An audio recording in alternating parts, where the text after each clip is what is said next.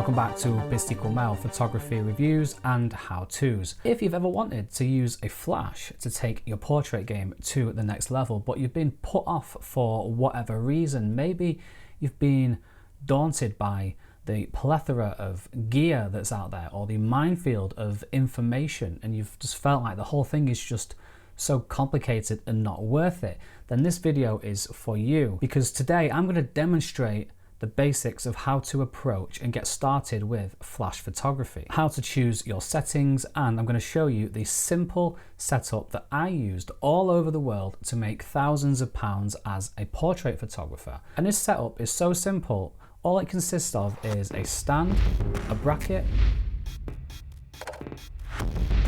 the flash itself, triggers, and a softbox. Now it's super fast to assemble and disassemble. You can do it in seconds. It's so portable, you can carry it around in your bag. It's so versatile, you can use it practically anywhere. I've literally used it in studios, I've used it in fields, on the top of mountains, in the middle of the ocean, on cruise ships. But one of the best things about it is it's not really expensive. It's not going to break the bank. But before we start, I'm going to approach this video under the assumption that you've already got a basic foundational knowledge of photography. Because while I'm going to demonstrate exactly how to set up the light and what settings I'm using and why I'm using them, if you don't have that foundational knowledge, then you might find it difficult to apply the information in the video to other situations. So with that said, I'm going to go through my setup, take it apart, show you why I'm using each bit and what it does exactly, put it all back together, and then go take some pictures. Sound good? Good. So it all starts with a stand like this. Now this is a pretty standard stand. They cost between like $17 and $25, something like that. And some of them even come with a little screw head on top, so you can screw in a load of other attachments. And for ultimate ease of use and speed, I would recommend getting one with this lever mechanism here. Some of them come with this screw mechanism, and while they will do the same thing, I've just found ones with this lever mechanism to be a lot faster, much more reliable, and less likely to break. And that's the stand. There's nothing really more to say about it. Next up, I have this bracket. Now this bracket is wonderful. It's the glue, it's the catalyst that holds my entire setup together. So all you do is put it on the light stand, screw it into place, and then once you've done that, this lever just allows you to position the flash at any angle you want. Lock it in place and you're good to go. And this design of bracket really isn't expensive. They cost around like $17 to $30, something like that. And they are pretty much universal with all these speed lights. So the speed light itself just goes in here and you just tighten it up. And the speed light I'm using, again, isn't an expensive one. It's a Neewer NW562. It cost me around £45, and it came with its own set of triggers included. And one of the great things about these speed lights is you can turn them around like that. So even when the light is positioned way up high, you can still see the screen, see what settings you're using, and reach up and change them. But this bracket does so much more than just hold the speed light in place. It also holds any modifiers that I want to use as well. And all a modifier is literally anything that modifies the light and changes how it looks. So that could be something that reflects light, it could be something that softens it or funnels it or changes its color, anything like that. So this bracket has this hole here, which is for an umbrella. But today I'm going to be using this part of the bracket here to secure a softbox, because I want a nice soft light in my portraits. So the softbox flattens down into a really small package like this, which is really useful. And it actually came in a set with the bracket for £45, which is an absolute bargain.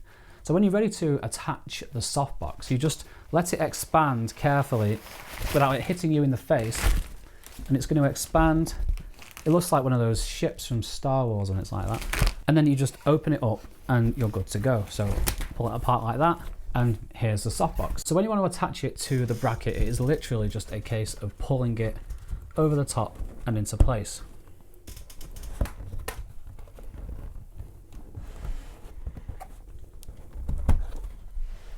Just like that. And once it's in place, it's really secure, so it's not going to go anywhere. So how it works, we pull back this layer here. So the flash is hiding behind this layer of diffusion here. So what happens is the flash fires and then it hits this layer of diffusion and it spreads out, which softens it. And any light that doesn't hit this layer of diffusion is going to get reflected off this silver bit here.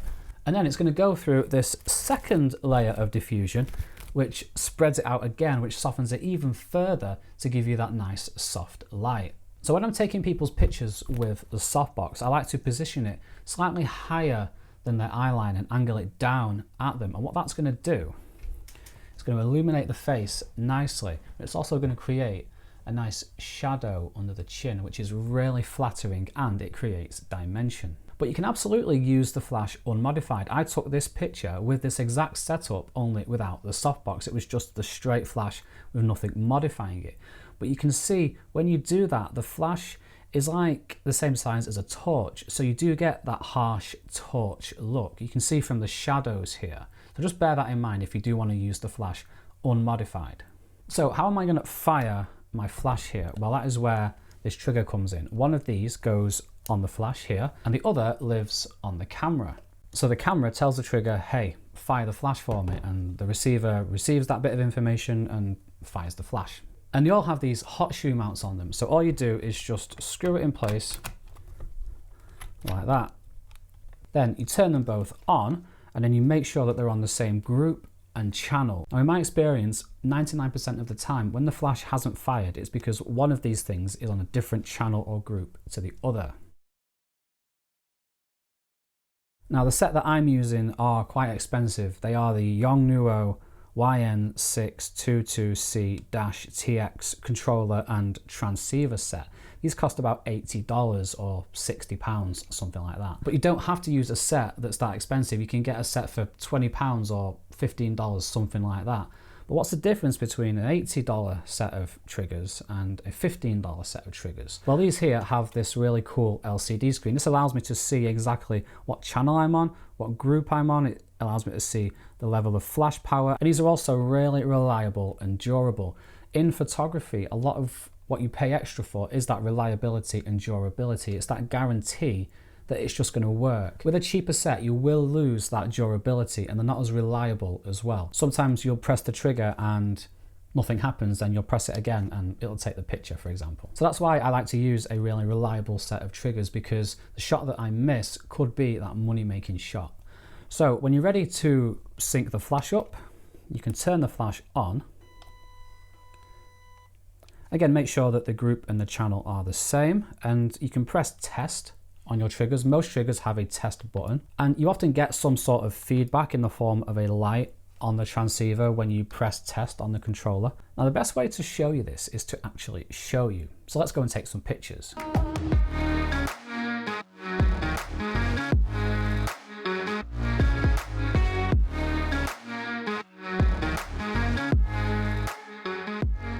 Your settings will depend on your environment and the type of look that you're going for. For example, if you want to cut out the majority of the ambient light in the scene so that most of the light is coming from the flash, then your settings will look very different than if you just wanted to simply fill in some shadows. And if your background is dark, or it's light, or it's nighttime, daytime, all of these things are going to play a factor in which settings you choose, as I'll get into.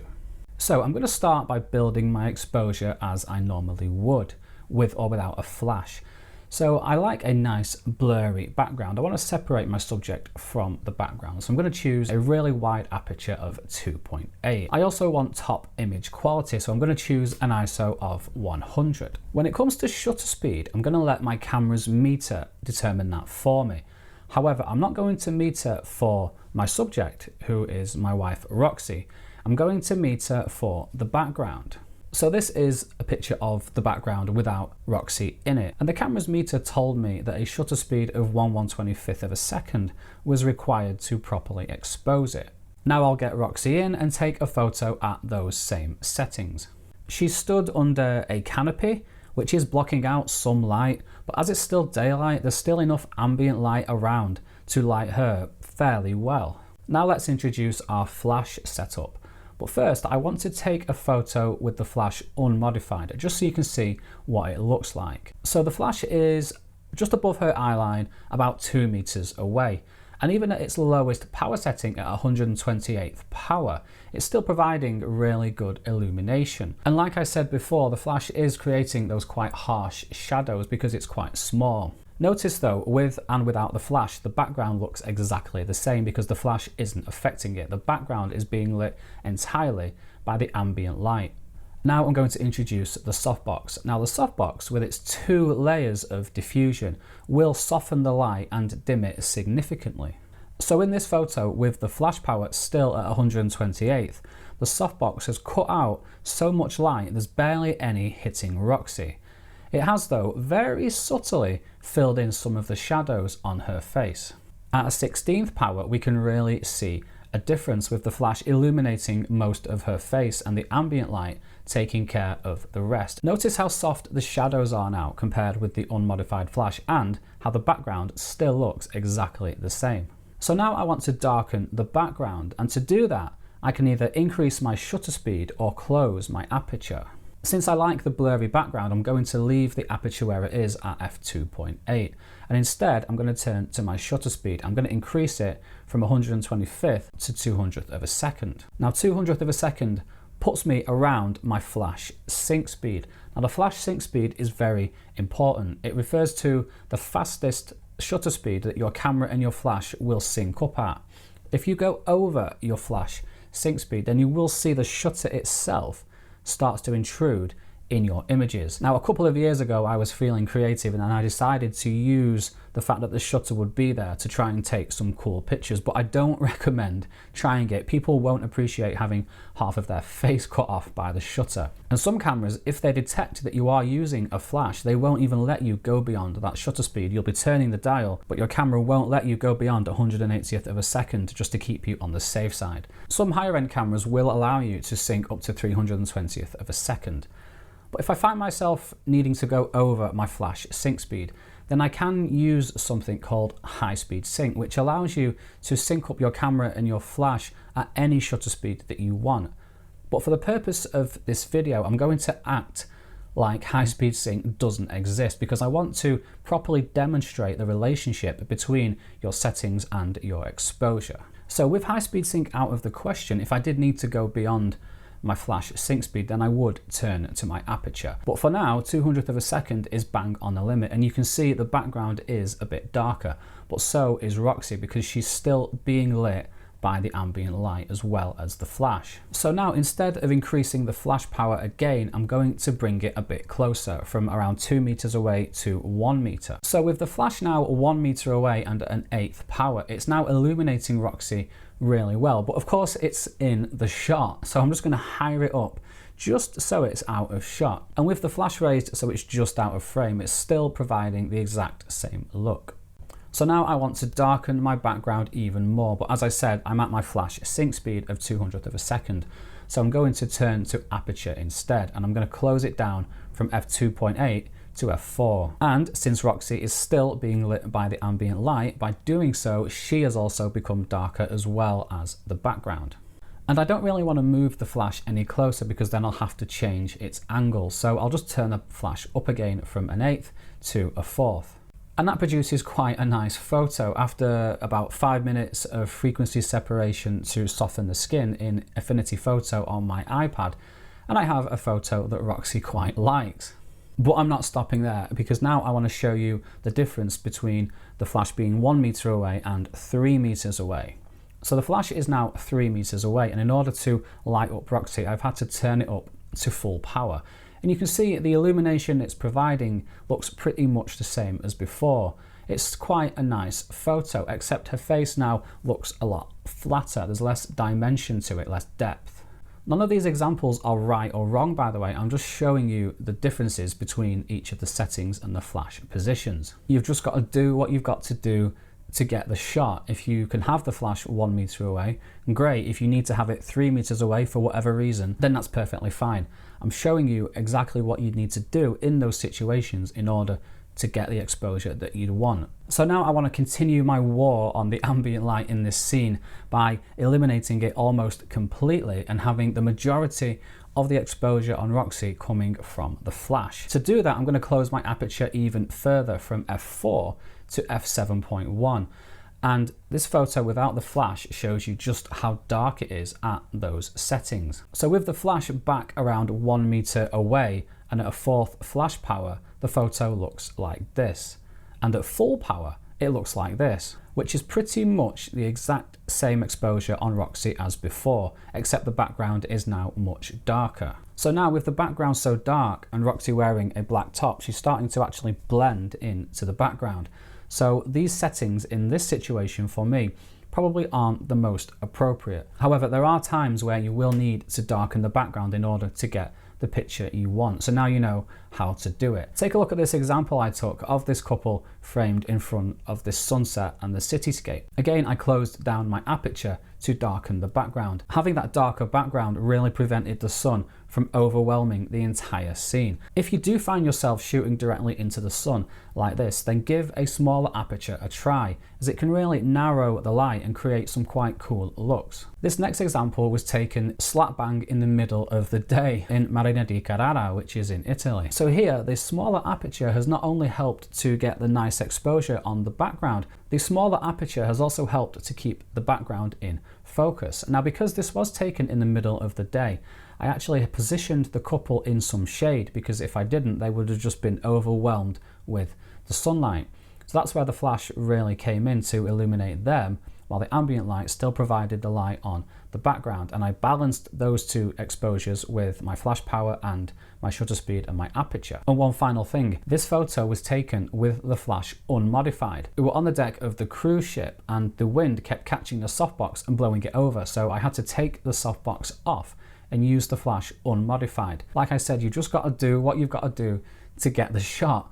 And with the information in this video, you should find yourself a lot more prepared to solve problems like this when they arise. If you do want to get into business as a portrait photographer, your clients will really appreciate the fact that you can solve problems like this on the fly. And I'm going to end my video there. Now, that was a lot of information, especially if you're coming from a complete cold start.